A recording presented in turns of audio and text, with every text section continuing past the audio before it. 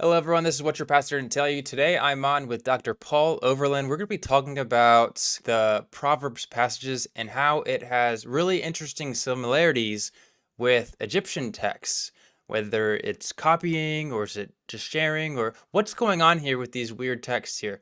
How are you doing today, Dr. Overland? Hey, doing great. Doing great. Good to be with you. Oh, so it's a great pleasure. I'm glad we could figure this out. So, everyone most probably is not familiar with your work or who you are. So could you give everybody a bit of a background of yourself? Sure, glad to, glad to. College was Seattle Pacific University, seminary, what's now known as Portland Seminary in Oregon, state of Oregon. PhD at Brandeis University, a Jewish liberal arts school in the Boston area. Currently, I'm here in Ohio, Ashland, Ohio, serving as a professor of Old Testament and Semitic languages at Ashland Theological Seminary. Been here over a couple of decades.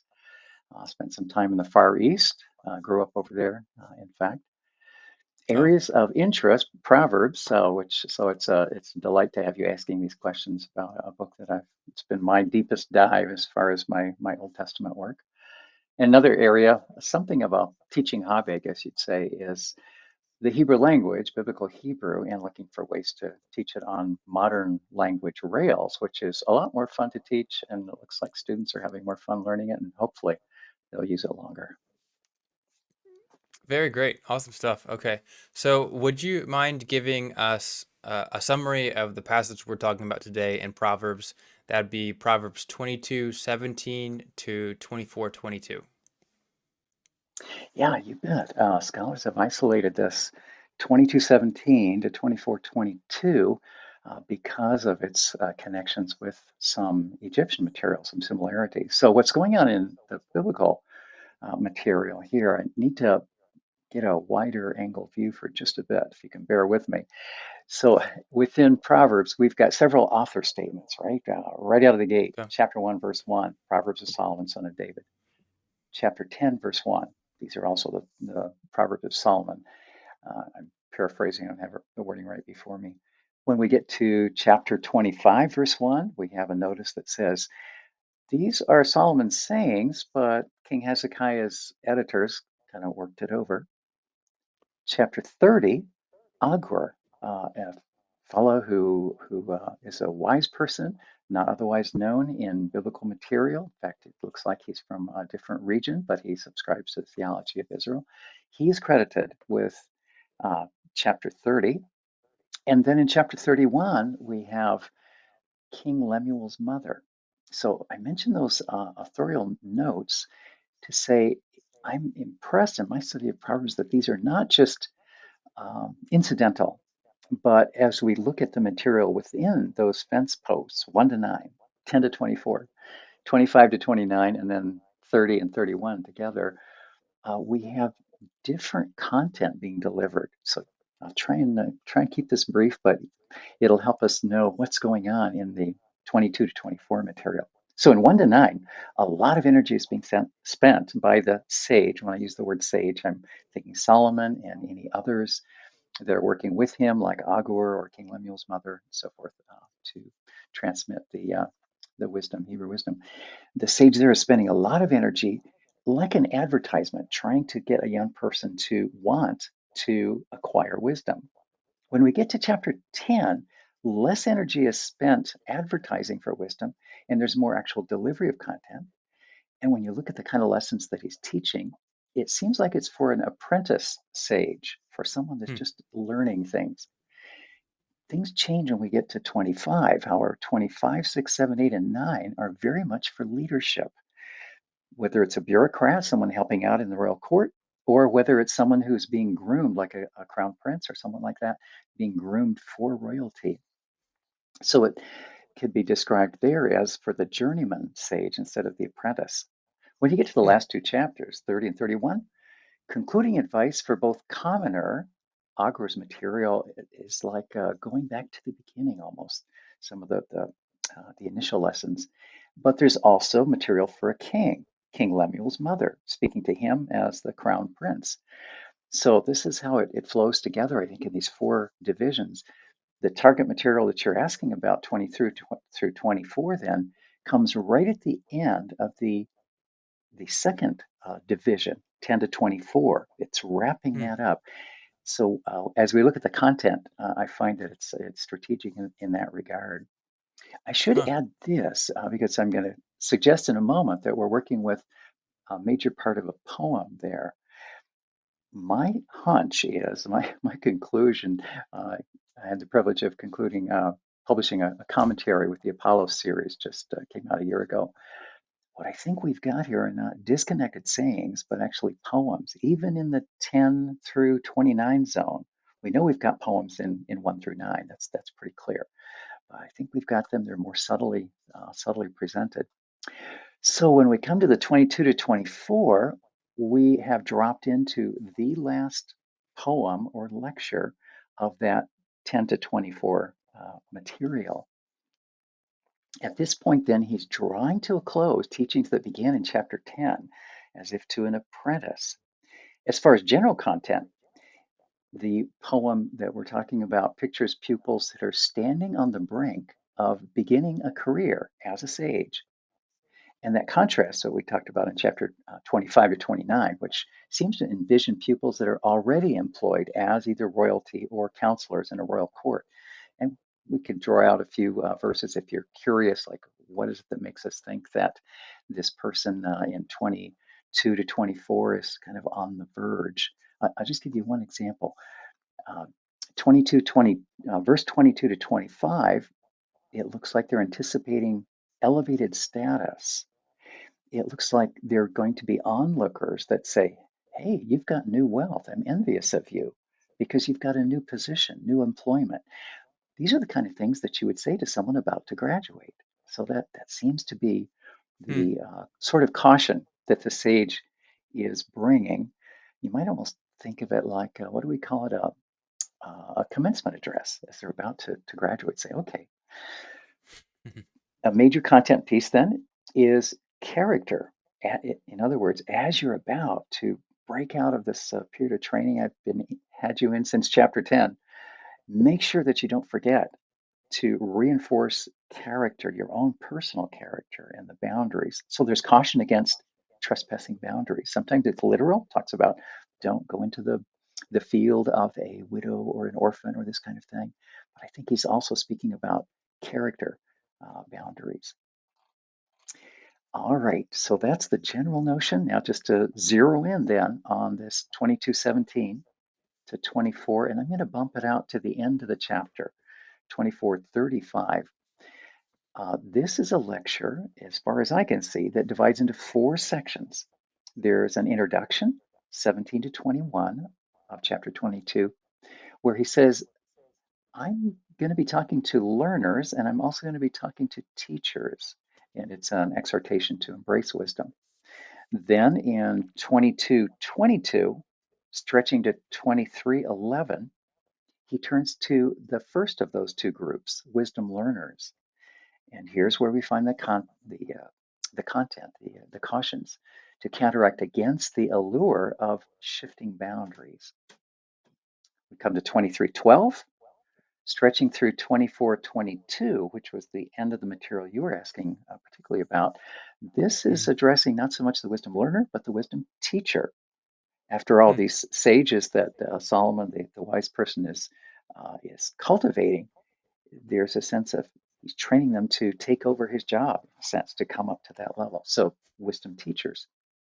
And here he's focusing on the sole objective that's worthy of the youth's pursuit, suitable for a commencement address, right? As you head out, focus on this, focus on this. And there are three things that we see there. Reverence is one, guarding against immediate gratification, that phenomenal poem about drunkenness. It's humorous actually. That shows up here, and instead urging pursuit of truth. So those are some key pieces of content. And then finally, it wraps up with a recap. 24 verses 23 through 34. That wraps out chapter 24. And we have once again a concern about boundaries. Don't overstep boundaries, and instead be industrious. So there's basically what we have going on in this Hmm. material. Interesting. Okay. All right, I'm excited to see how that ties in with the Egyptian text because, those almost seem kind of like very vague concepts.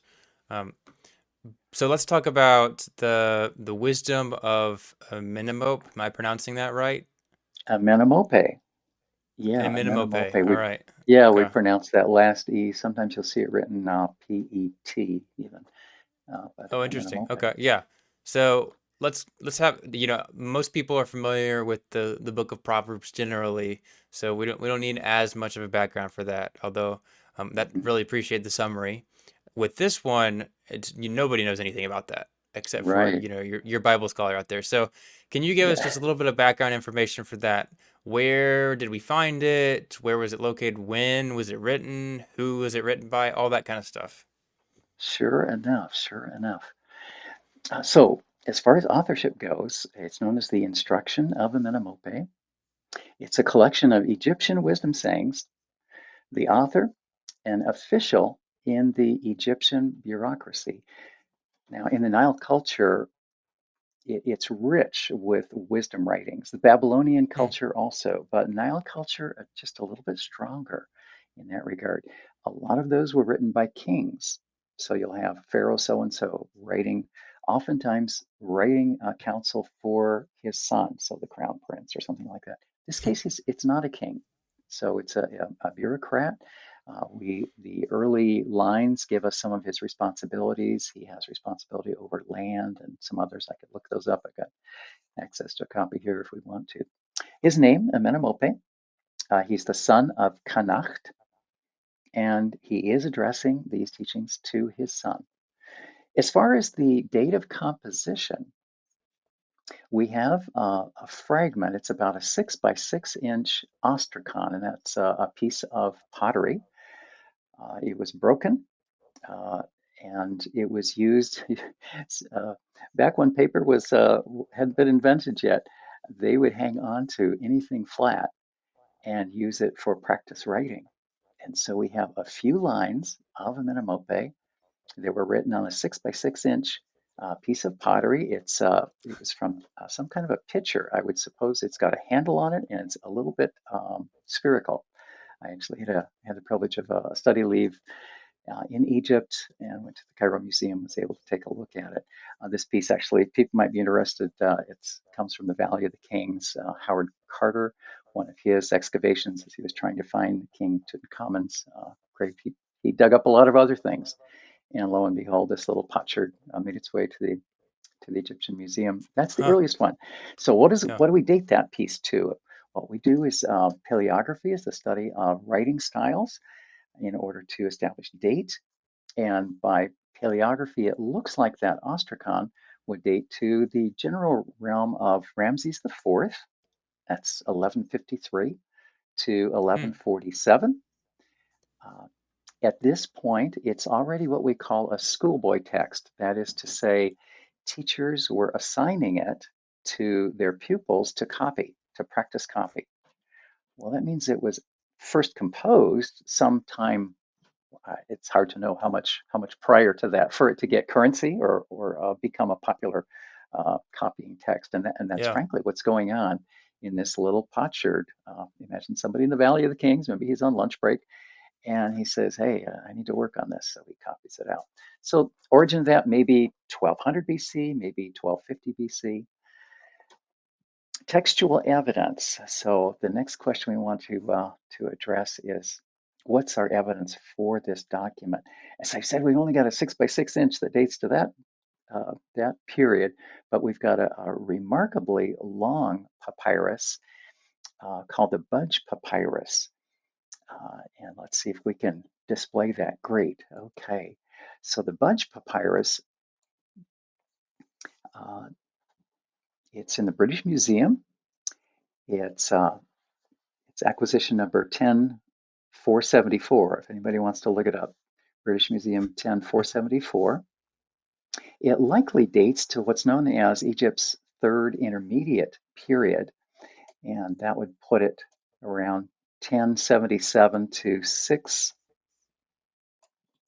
664. Uh, Hmm. in terms of the monarchy, it helps me to think about David. King David, maybe around 1000 or 950. King Solomon, roughly in that time frame too. Hmm. So this would be around the time of the early monarchs of the United Kingdom of Israel, moving down towards the divided Israelite kingdom and so forth. Now, this bunch papyrus, what you're looking at, all told, it stretches 12 feet, a little over 12 feet. So what you see, it's plated between panels of glass. They're in the British Museum. There are several of these. They had to cut them in order to preserve them. 9.5 inches tall. And what's intriguing is you can see from the Bunch Papyrus, it's not all in black ink. This is hieratic, incidentally. That would be like a hieroglyphic that is turned into more of a cursive style. Huh. My training at Brandeis University, part of it was studying hieroglyphics. So the parallels, I have not translated from the hieroglyphics all of the Amenemope material, but the sayings, there are about 19 of them that have close parallel with Proverbs, and I have worked those through from the hieroglyphics, and it was just so fascinating to be able to see the actual document here in the British Museum. Hmm. If you move to, let's see, are you able to control that, or am I No. able to? Good, good. So this is just a close-up, and just by orienting from the tear in the center, you can see that this is the second column from the right. Egyptian, like Hebrew, is written from right to left. So Mm. that would be the second column. And you can see more easily the red in contrast to the black. Yeah. And the red then indicates chapter titles, and the black is the actual content.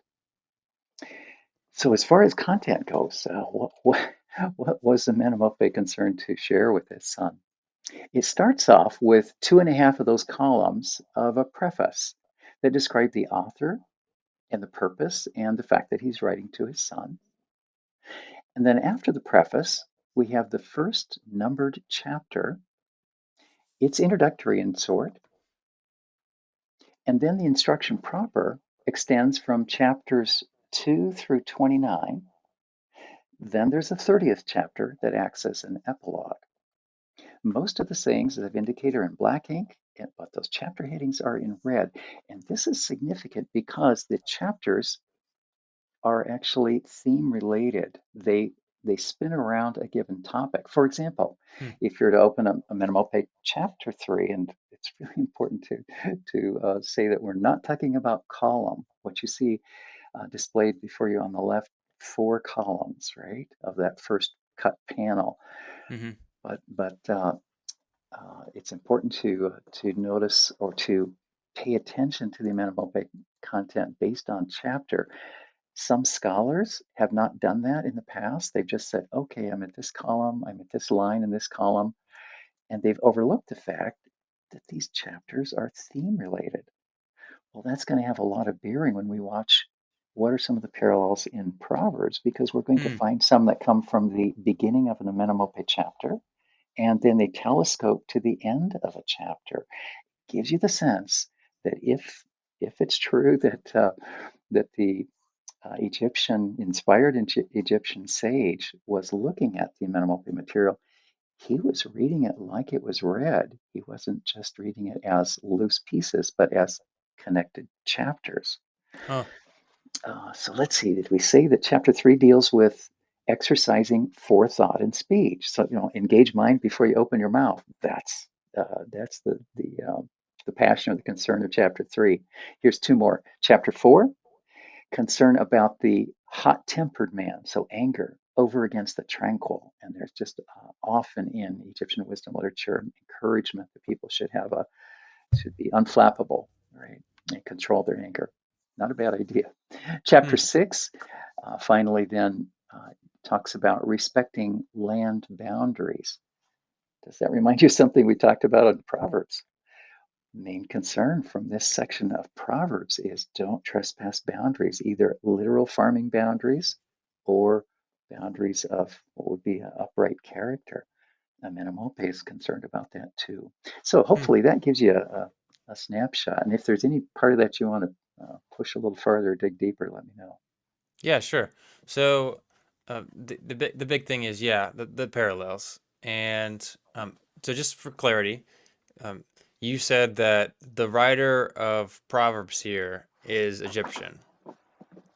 The writer of Amenemope is Egyptian. Okay, Yeah, the and Egyptian wisdom literature. Amenemope is Egyptian. And who's the Yep, writer of yep. Proverbs here? The writer of Proverbs in chapters 22 and so forth. In general, you find that people who specialize in this area talk about the sages, as I've done. Hmm. More recently, I'm inclined to think, why don't we just take it at face value? We know that Solomon's involved in this. His name's on it. We know he's got the reputation of having written, being unusually gifted in writing wisdom material. Hmm. And if any are to look at the quantity, I think overall through Proverbs there's 930 some. I've forgotten the exact number. Hmm. I was looking the other day at a more contemporary person who's famous for writing a lot, in this case, hymns, Charles Wesley, right? John Wesley's brother. Okay. I looked it up the other day, how many hymns he wrote. He is credited with writing 6,500 hymns.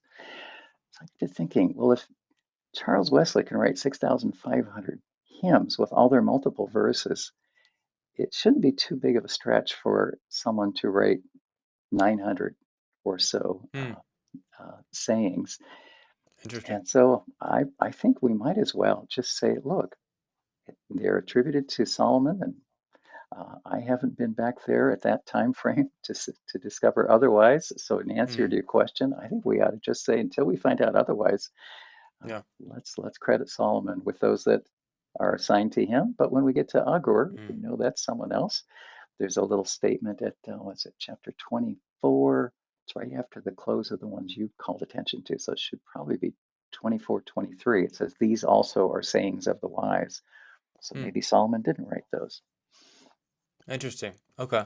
Yeah, so I know that in Psalms that you have the headings, and we Yeah. know from the Dead Sea Mm, Scrolls that some of those, at least this is what most scholars have told me at least, that they were the saying the headings were added later, like these are the Psalms of David or whatever.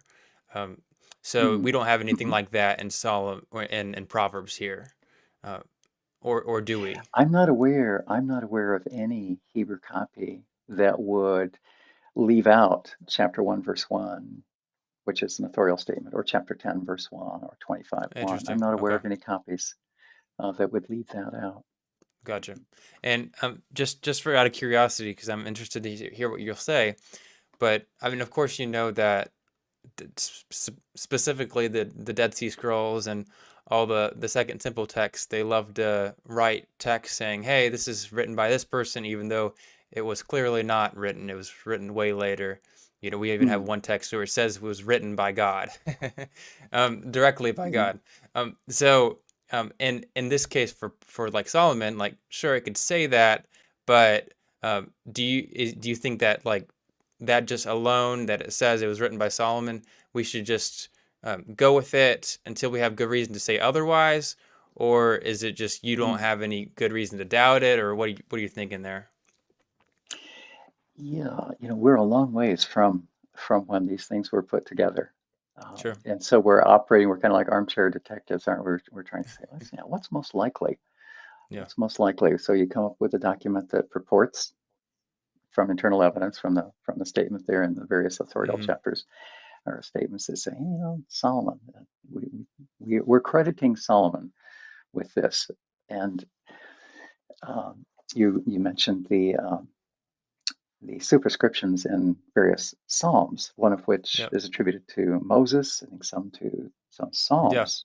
Seems like Right. there's some to Solomon, aren't there? I don't remember just exactly, but so many to David, and then some are what we call orphan psalms, in that they don't have any authorial Hmm. designation.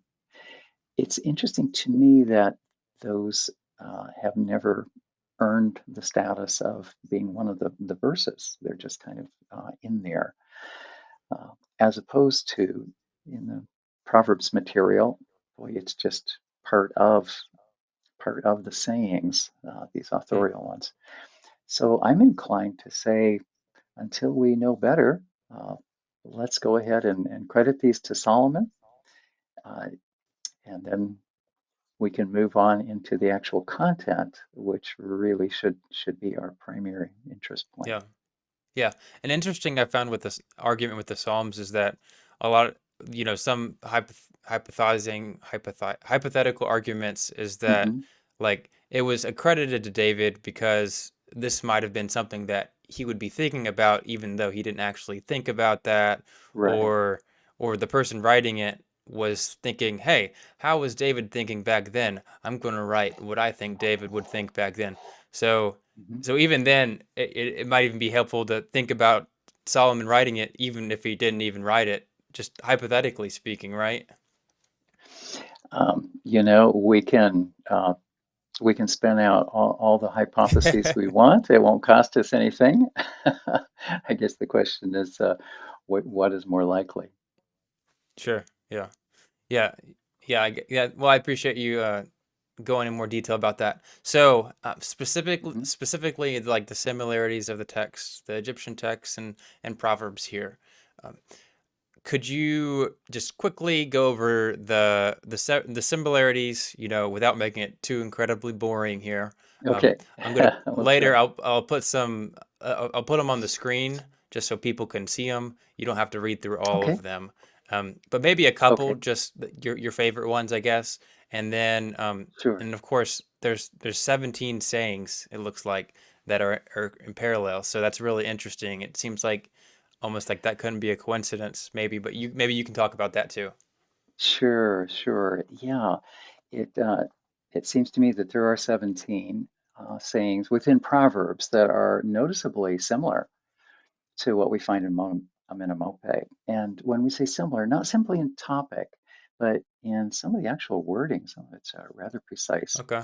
Of the 17, 9 or 10 of them occur at what we would think are strategic positions in their Egyptian chapters. And here we want to reference back to the idea we got chapters that start with a red heading saying this is Mhm. chapter 3 or 4 or 5. And so, whether it's at the beginning of the Egyptian chapter or at the end, or maybe at a climactic point in the middle, there are 9 or 10 of these in Proverbs that as you read the Amenemope material, you get the sense of, wow, if they did indeed take this from Amenemope, they were paying close attention to the persuasive flow, taking some of the highlights out of it, as it were, culling the best. So it suggests that the Israelite writer, if they were drawing from the Egyptian material, they were paying close attention to it. So here's some samples. The first one, let me see, I think there are 5 that I have picked out that I think you might be interested in. Okay. Let's see. So in chapter 20 of Proverbs, 22:21, the writer of Proverbs says, the reason for teaching this particular wisdom is, so 22:21 reads, to make known to you verity, words of truth, so that you may return words truth to those who send you. Incidentally, when I'm reading the Proverbs translation, I should acknowledge I'm using my own translation that I've used in the commentary. Stays a little bit closer to the Hebrew. What does Amenemope say? In the prologue, verses 5 and 6, he also talks about the objective of this teaching. He says, so you may know how to return the answer to him who spoke, to carry back a report to him who dispatches him. He's envisioning the trainee as being an emissary, sent out on a task, and you've got to know how to come back and give a good report. Both Proverbs and Amenemope, and in each case, very early in the composition, very early in the poem that we're focusing on in Proverbs, they talk about this. That's sample 1. Sample 2, from chapter 22, verse 22, then the very next one, comes this caution: do not rob the helpless because he is helpless, and do not crush the oppressed in court. And Menemope, chapter 2, the first 2 verses, so right out of the gate of chapter 2, reads, guard yourself against robbing the poor against being valorous or overwhelming with your might, against a man with a broken arm. This is within Proverbs, the Proverbs poem that we're looking at, the first actual wisdom content or teaching after some introductory material. Similarly, in Amenemope, this is the first wisdom teaching. So in each case, the first actual instruction out of the gate is very, very similar. Immediately afterward, the Hebrew material will warn, don't rob that guy, and here's why. The Lord will argue the case of the victim. That's 22:23. Later on in the same chapter of Amenemope, not in the very next verse, but in Amenemope 2:16, Amenemope calls on divine justice, just like the Hebrew sage did. And listen to how he puts it. Thou moon, capital M, moon, who is the justice deity, bring forward his crime. Hmm. When we look at the Hebrew parallel, it read, let's see, I got to find it here. The Lord will argue the case of the victim, is implied. The Hebrew sage, in essence, cleans up the theology, if indeed he's borrowing or getting some information that he feels is good, solid material. So he changes the theology, which I think is interesting. We'll see another update later on, which is kind of fascinating. Hmm. Here's a third sample from 22:24 in Proverbs. Do not befriend a master of anger, is literally how it's expressed. Someone who's just they're an expert at blowing up. And with a person known for wrath, you must never venture. Next verse in Proverbs, lest you turn his path. I'm sorry, lest you learn his path and consequently snatch for yourself a life-threatening snare. Parallel in Amenemope chapter 9, verses 35 and 36. Excuse me, I need to read Amenemope 9, 1 to 2 first. So first two verses out of Amenemope chapter 9. Do not make friends with the hot-headed man, that's angry, nor approach him for conversation. And now, 35 and 36. Do not leap to cleave, to be closely associated with that fellow, lest a terror carry you away. In Proverbs, those two sayings were back to back, chapter 22, verses 24 and 25. But in Amenemope, they come from the first lines of chapter 9 and from the last lines of chapter 9, which I like to think of that as telescoping, just kind of squeezing those together. Hmm. Uh, Fascinating to me how that may be operating in the mind of the Hebrew sage as he writes that. Hmm. Two more samples. Can you handle two more? Yes, let's do it. Okay. Sample number 4. This is from Proverbs 23, verse 5, starting in the middle of the verse, about wealth. Surely wealth will produce for itself wings like an eagle stretching to the heavens. Some versions say it will fly away to the heavens. So don't fix your eyes on wealth because look, it'll disappear. Amenemope chapter 7, 15 to 16.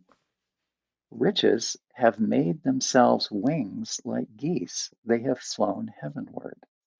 This is probably one of the most striking parallels. Here's a case where there's been some, again, if it's indebted, if the Israelite material has taken some cues from the Egyptian material, we find that the birds have changed. Instead of geese, which you would expect along the Nile, right, a Hmm. water type bird, we have an eagle because water is not such a prominent feature in the Israelite topography. Wow. The last one, and this is a little more involved, but it's probably the most famous, and it comes from Proverbs 22, verse 20, and it involves a word that is often, I'll be so bold as to say, mistranslated as the numeral 30. Uh, so Proverbs 22, verse 22, I would translate this way: Have I not written for you for some time? And that's the phrase that's often mistranslated 30.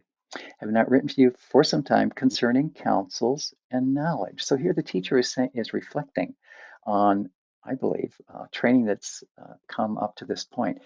Here's where it's helpful to know that this block of teaching for the apprentice stage started in chapter 10 and it's closing in 24.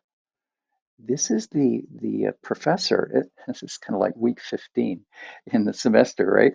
Hey, I've been teaching you this for about 15 weeks. Do you remember what we studied in the past? This is a retrospective comment. The Hebrew sounds very similar for some time and 30. For some time is shil shom, that's what we have. 30 is shalishim. Understandably, as scholars have seen some parallels with Amenemope, they said, oh, it would be so nice if this meant 30. Why? Why are they interested in that? Because of Amenemope, chapter 30, the first two lines read, you see for yourself these 30 chapters. They please, they educate. That's the last chapter of Amenemope. And retrospectively, he's saying, okay, good for you, my son. You got to the end, you got through these 30 chapters. You can see that they please and educate. Something you write at the end. I'm convinced that we should not amend the Hebrew to read 30. Hmm. There are enough other places where the Proverbs are written with such an incredible precision in the Hebrew. The sage Solomon is a master, far more than any of us. He's a master of the Hebrew language. Okay, can there be textual errors? Yes, there can be transmission errors. Certainly there can be. Is this necessarily one? I'm convinced it's not. I think he's I think he's saying this. He's saying, now some of you might run into the Amenemope material. I'm going to give you a little teaser that will confirm that yes, I I was helped by the Amenemope material. All truth is God's truth. I saw some things there that I realized needed to be in this collection of poems that I'm writing for the people of God in Israel. And at the point where I'm including these, I've been teaching this material since chapter 10. And so I'm going to be retrospective, just like Amenemope was in chapter 30. I'm going to say I have written this to you for some time. I've been teaching counsels and knowledge, looking back, and I'm going to use a word that some of you are going to think the word 30. It'll sound like it. And if you read Amenemope 30, you're going to make some connections, but I'm not using the word 30. I'm using it retrospectively for some time. A bit of a longish explanation, but I hope that people will appreciate the precision with which Solomon uses the Hebrew language at this point. It's just exceptional, and that carryover with the Amenemope material, I think he's going to giving us a little tip of the hat almost to acknowledge that. So there are 5 parallels, and there are, what we say, 17 all told. So there must be about 12 others that have considerable correlation that make people think, Yeah. could it be that the Egyptian material was part of what inspired the content of Proverbs? Dr. Overland mentioned 5 parallels in the passages, but there's actually 16, maybe even more. If you look on the screen right now, you can see the most notable ones. Yeah, that's really awesome. Yeah, it's such an interesting text. One of the biggest things that kind of stood out to me was in Proverbs, it goes from chapter 22:17 to all the way to 25, where it's back to back, almost parallels in the Egyptian text. So Mm, so it's almost, I don't know how much you thought about this, but it's almost like the writer of chapter 22 has his text beside him, and then the Egyptian text, and he's like, oh, that's a good one, I'll put it there. But the Egyptian text, it's not back to back, right? It's all over the place, yeah, all throughout the document, it's right? scattered. Yeah, the Egyptian material, if I follow what you're suggesting, the Egyptian material, for one thing, it's scattered through the Hebrew material. And as I recall, in fact, I'm sure this is right, it is not in sequence.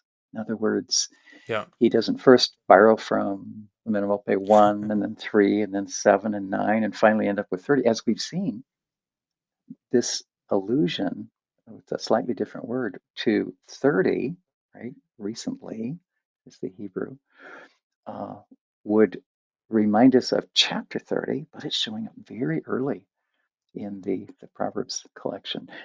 So what do we do with that? I'll tell you what I do with it. You can agree or disagree as you like. It seems to me that it shows us that the sage was not driven by the content of Amenemope, but rather he was appropriating what was useful for what he knew, what the Holy Spirit was moving him to include. He Hmm. was he was drawing from it as served his purposes. I suggested a rough outline. We've got the introduction that says, I'm going to talk to learners and teachers. And then he talks to learners, and then he talks to teachers, and then he has a wrap up. So you might say he's got an outline to his lecture that's going from 22:17 all the way through the end of 24. He's The content is driven by what he wants to get across, and when a Amenemope can help him, he'll use it, but he won't use it in the order of Amenemope. Hmm. Yeah, it's really interesting. So as this is about just something that came to my head. Have you Okay. read any scholars that have argued that we are seeing too much in it? Like it's just a coincidence that there actually isn't a Oh, parallel, or have you ever read of any scholars arguing for that? what early on, and let's see, how long has this discussion been going? As I recall, 1922, so we're about at a century Wow. point, aren't we? 1922 is when it first an English translation came out where people could begin to chew on it. And there was a trend. Some said, wow, it looks like Proverbs was borrowing largely or occasionally from the Egyptian Mm. material. And then you had some scholars saying, wait a minute, maybe the flow went the other direction. Maybe it was actually Proverbs that was influencing the Egyptian material. Well, back then the dating of it was not as solid. uh, So, for example, with the Budge material, the Budge papyrus that you displayed earlier, somewhere between 1,000 and 600 BC. Well, it's conceivable. Let's just pick a date. What if it was 700? What if the Budge material were 700 BC? Then conceivably, if Solomon is producing the yeah. Hebrew Proverbs, well, you can see that going over to Egypt and Egyptians drawing from it potentially. And there are you can find some material, perhaps you're aware of this, alleged Semitisms. I believe that's part of the title of one of the journal articles a while back. He said, I think in the Egyptian material, we've got some expressions that aren't really good Egyptian. They kind of sound like Hebrew. So I'll bet Huh. you it's kind of a bad translation. Well, others came back and said, no, it really is good Egyptian. It might not be typical, but it is good Egyptian. And now you can appreciate how that 6 inch by 6 inch Cairo ostracon, according to paleography, probably belongs in the 1200s BC, Mhm. clearly before Solomon. So if that's the case, the only way that Hebrew material could influence something that Right. old is if it's coming out of Israel maybe 1300 or 1400 Mhm. BC, and we have no reason to expect that. Right. Right. So you don't know of any scholars today that are arguing that there's no parallel there. There may be some, but I haven't come across it. Okay. Yeah, All right. yeah. There's certainly Yeah. it's hard to dodge, like that geese. The money with wings like geese and like Yeah. eagles, and yeah, it's hard to dodge it. Yeah, that's a I really should interesting one. I should What add, were you gonna add say? this to the 30, if I may. Yeah. It's not uncommon to find some really top drawer scholars, commentary writers that I just immensely respect, Hmm. um, who will go with the idea of the 30 and then feel that from that point, where was that, around 22, 22 or somewhere along there, feel that from that point they need to find 30 sayings, either of one verse or 5 verses or whatever. So you'll find different carvings of success, uh, the ensuing material, attempting to find groupings that would account for 30 sayings. And so I think that's admirable but misguided. I think the sage is actually looking the other direction. He's saying, I have finished some things starting in chapter 10, actually, and now there's going to be some more, but it's not going to be 30. I don't think he used that word. Just Yeah, had to it's add really that interesting. on. Yeah. Yeah, no, I appreciate it. Yeah. So let's see here. Yeah, you'll see we already talked how they were similar. Um, I mean, Mm-hmm. yeah. So what is the probability that the writer of Proverbs, in this case, you think it's Solomon, what is the probability that he would have access to this Egyptian text? And Yeah, if so, like how would he even get have access to it? yeah. What an important question. Yeah. So I guess the first thing that might come to our mind is we're aware that Solomon, with his many wives, was not his strongest day, but one of his many wives was an Egyptian princess. Ah, She's not going to come alone. I expect she's going to come with a retinue. On hmm, top of that, I didn't double check, but don't we recall that Solomon was purchasing was it chariots from Egypt? I should double check that. But there was trade going on as well as yeah. this royal wedding. So there's that. Here's another piece, and this pertains more particularly to the portability of wise sayings. Uh, if I were to ask you, you could probably tell me some wise sayings that are from not from your native culture. I've enjoyed collecting a few. I remember I had a student from, I think it was Argentina one time, and I said, "So what's a wise saying from here?" And she says, "A new broom sweeps best." Subsequently, I found that some Americans, some people in my culture know that one as well, but I hadn't heard of it. Here's one from Japan. Even monkeys fall from trees. So there we can appreciate sayings that come from another culture. In fact, it's kind of fascinating. Even in the ancient world, we have found wisdom collections, and now we're not talking just about Amenemope, but there's a particular wisdom collection. I believe that maybe it was from Syria, and what turned up in Turkey, further north. So the idea of wisdom traveling over national boundaries was not unheard of. And when we stop and Hmm. think about it, since wisdom often has value in another culture, in other words, a lot of it can make sense. It's not like an incantation. If you were to move an incantation from one culture to the other, perhaps they would say, "Hey, we don't. Our theology doesn't accept that. We have no use for it." But if you were to show them some of your wise sayings, they'd say, "Hey, that's clever. I'm gonna tell that next time I'm out on a hunting trip with the guys, or something of that sort." Yeah. Yeah. So these sort of things, commerce, marriage with Egypt, and then the portability and interest internationally of wisdom sayings all make it not surprising that Mhm. someone in a leadership position in Israel would learn about some Egyptian wisdom. Yeah. Yeah. Also with the wife, typically all the text describes, these relationships with the wives as like treaties, like, you're gonna Mm, have trade partners in there too. So obviously you're gonna get a exchanging of things when that happens. Um, sure. so so let's see here. Um, Okay, yep, they've got that. All right. Yeah, what ways are there to explain why and how the author of Proverbs would have huge similarities with an Egyptian text like this? So most people are going to assume copying, right? Just straight copying. Hmm. Is there Okay. any other ways that you would think that someone like Solomon could get access to Mm. this and, start transferring information basically?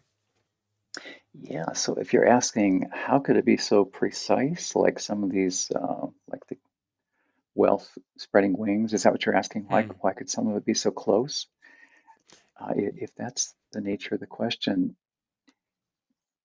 it seems unlikely that Solomon would have had occasion to memorize it or to hear it and Hmm. commit it to memory. It seems more likely that it would have been in some written form. Yeah. Did someone in his Egyptian wife's retinue bring a copy with him or her?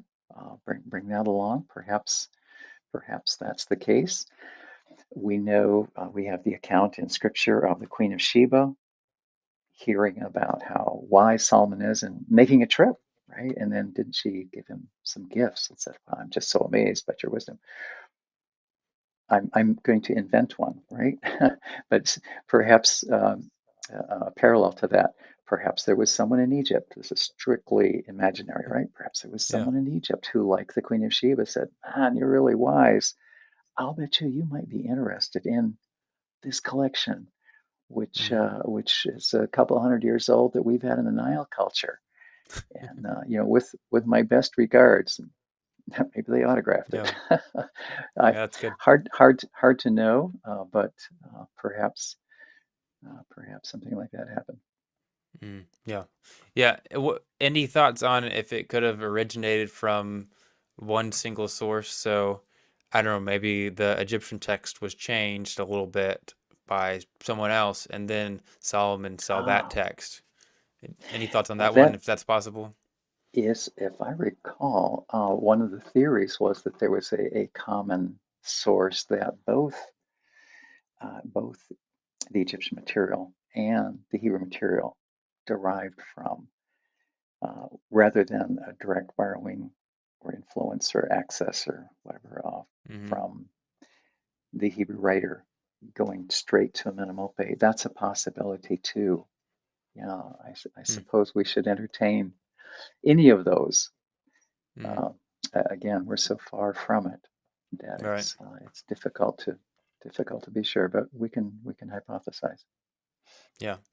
Yeah, a lot of times there is certain things in the text or the changes in the grammar or like ancient cognates, Mm, cousin, where a similar word is used in Egyptian and then Hebrew, and I guess you'd make a different arguments to say that, oh, this one was definitely copied straight, um, compared to completely different mm, changes in language would would make it harder to see that, I guess. But I don't know. I'm not an expert on yeah. that. Hmm. Yes, and I don't.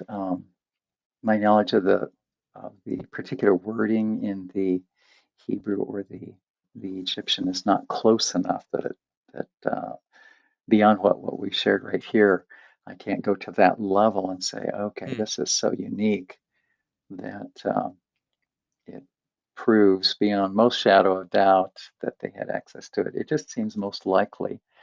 I Yeah. guess we might appeal to the concept that sometimes our scientists suggest that's the simplest explanation is often the best. Yeah.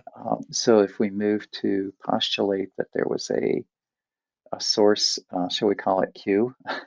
There was a Q source that Amenemope borrowed from and that Solomon borrowed from. Okay, that's possible. Yeah. But frankly, would not a simpler explanation be that there's commerce between Egypt and Yeah. Israel and the Amenemope material? Either a Israelite member of the court copied some things when they were on a trade mission down to the Nile culture, or maybe a copy of it made its way north. Yeah. Yeah. Well, we already know the text of Amenemope was pretty widespread considering we have multiple texts out there. Yeah. So you could almost make a good guess that Solomon would have much greater access to that than just some text that we haven't even found, right? We have no idea if You it know, I exists or not.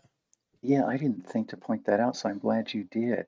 You're right. There are multiple copies. I'm trying to think where some of them are. One is in Stockholm. The one that you display, the Budge, is the longest one. Uh, I could look it up, but Hmm. there are multiple copies, which does increase the likelihood that a copy made its way to Israel, or somehow uh, Hmm. the the Hebrew sages were able to have access to it. Yeah. Yeah, which of course this doesn't really change much about how we read the text, but it's interesting to think about and how that would have happened. But yeah, so um, I guess you kind of already answered this. Did you have anything else to add on the idea if the the book of Proverbs influenced the wisdom of Amenemope. So basically, it was written afterward. So there's pretty much no way that could have happened, right? Right. In terms of chronology, we can fairly confidently rule out any influence going from Israel to Egypt. Yeah, The chronology, gotcha. if there's any contact, it's flowing like the Nile, right? It flows north. The Nile, the Egyptian influence is moving Yeah, from Egypt to Israel. makes sense. Yeah, so the reason I ask is because when you talk about these, parallel texts in Mhm. Genesis or in Daniel or whatever, all throughout the Old Testament, there oftentimes seems like there's parallels between like or influences, and a lot of times many will say, okay, well, the Bible is inspired, and Right.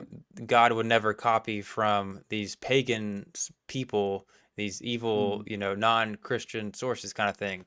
Well, Mhm. you know, clearly the Bible or the pagan source must have copied from the Bible. Well, the Mhm. whole dating thing obviously makes it that so that just doesn't work. But you still has the question of how and why would God be okay with using these pagan sources? Could you talk about how we're supposed to Mhm. understand the inspiration of the Bible when it's got these non, you know, Israelite texts in it? Right, right. And this is again such an important question, and I think it's a beautiful question. That is to say that what we find, um, the illustration, the lesson that's given to us through the Proverbs and Amenemope parallels is more than just accidental or something we wish we could brush under the rug. So inspiration, absolutely. Was the Holy Spirit watching over this? I'm convinced he was. There'll be some people who would not hold that view about the First Testament and the Second, the Old and the New, but that's something I'm convinced of. So what is going on here? If we're correct in deducing that the Holy Spirit guided the author of Proverbs to notice, and then as we've seen, adapt. Remember the moon god comes is removed, and it's the Lord, the God of Israel. I think it's actually the Lord, the covenant name Adonai, and to adapt and then to include in the inspired book of Proverbs selections that Solomon found in an Egyptian document. If that's what's going on, I think it indicates two really beautiful things about the character of God. And the first is simply this: God loves the entire world so very much. All truth is God's truth. And the discovery of portions of truth, that discovery hasn't been limited to Israel alone. It's not like God says, okay, all truth is going to land in Israel. The rest of you folks, sorry about you. Hmm. Of any sort of literature in the world, it's most natural that we would find that kind of truth within international wisdom sayings, I think, since many of them will be highly portable and globally applicable. In contrast to what? Well, in contrast, for example, we wouldn't expect to find God's truth embedded in ancient Mesopotamian incantations, Hmm. or how about in Egypt, the Book of the Dead? I wouldn't expect to find it there unless it's simply the notion that, okay, there is an eternity. But that's pretty minimal, right? So first, God loves the world so much that he lets other people figure out truth too, and all truth is God's truth. Secondly, then, God's in the business of building bridges and breaking down walls. We see this Hmm. most of all in the incarnation. Uh, as we're having this conversation, we're not too far away from Christmas. And that's when, par excellence, God demonstrated that he wanted to break down that incredible barrier, becoming a human, becoming one of us. So back to Proverbs, by establishing that God's truth exists outside of Israel, right? Is anyone going to misunderstand that? Israel does not have an absolute lock or monopoly. I'm not diminishing at all that God has done some just the revelation of what his mission and plan and identity is uniquely conveyed through the people that he moved to write scripture. But there's also there's truth outside of Israel. So Solomon's use of Amenemope, it seems to me, models for us how important it is for us to notice and affirm when individuals in secular culture make some observations that frankly get it right.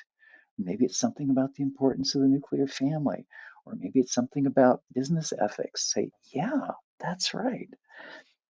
We find this, don't we, in Apostle Paul's modeling it when he was on Areopagus, Mars Hill, there in Athens. He quotes from Greek poets in that sermon, and it's a bridge building thing.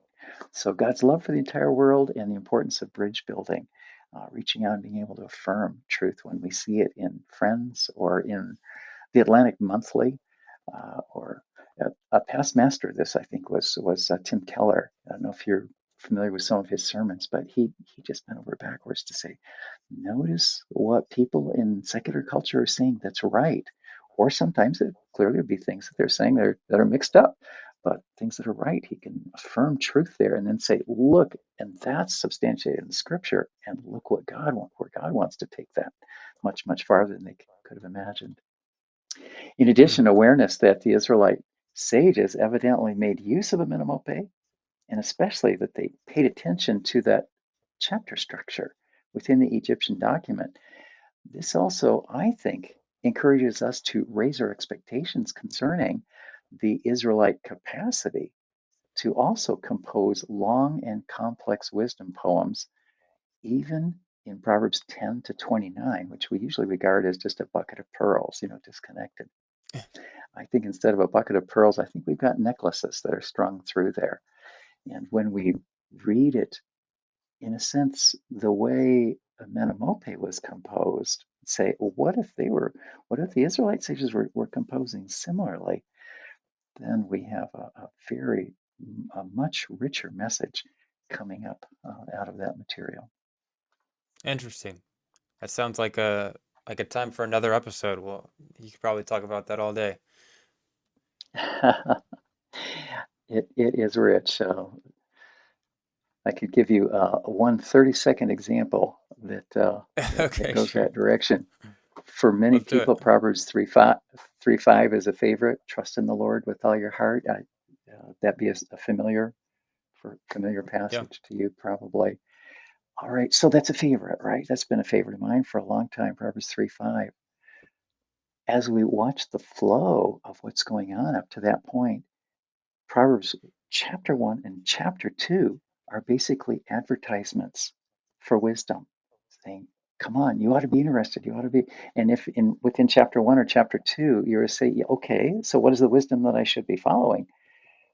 You don't really get anything. Okay, you do have fear of the Lord. I grant that it's very important, 1:7. But there's very little. Mostly it's an advertisement to draw someone in.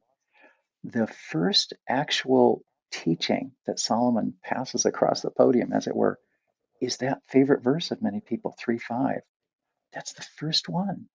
Consequently, it's as though that's the payload on top of a Saturn V rocket. He spent two whole chapters saying, you ought to get wisdom. And when we finally say, okay, what is it? He says, this is it. Trust in Hmm. God more than you trust in your own smarts. And that was the smartest person saying that. So as we watch the bigger picture of these sayings, it just adds, what shall we say, intensity and color to them. But yeah, maybe another conversation. Awesome. All right. Well, that was a good way to end it. Some good wisdom there for everybody. So I'm really interested to hear what are you working on any books or materials that people can check out if they want to know more about this or just anything Okay. else that you're working on that they can check out. Well, that's kind of you to ask, Zach. The, the Apollo series commentary that I was privileged to contribute the Proverbs volume to was is kind of like a life work for me. I've been working on that off and on for about 3 decades. So that's a Hmm. place where if people are curious about this connectedness within Proverbs, that's a place where I endeavor to uh, make clear what I think is going on. My hope is to take some gems from that, as we did just now with 3:5, chapter 3, verse 5, take some gems from that and put them into a more concise pattern. That's something that I'll be working on the next few months, actually. Very cool. Awesome. Yeah, everybody go check it out. That sounds like a great resource. So, thank you so much for coming on here. It's been a pleasure talking to you, and this is just a really interesting topic, and I appreciate you wanting to show the world about all about it. So, thanks for coming on, and we'll have to look into other topics we can do for next time. But otherwise, it's been a pleasure talking to you, and I hope you have a good rest of your night. Great. It's been a privilege, Zach. Thank you. Awesome. Oh, thank you.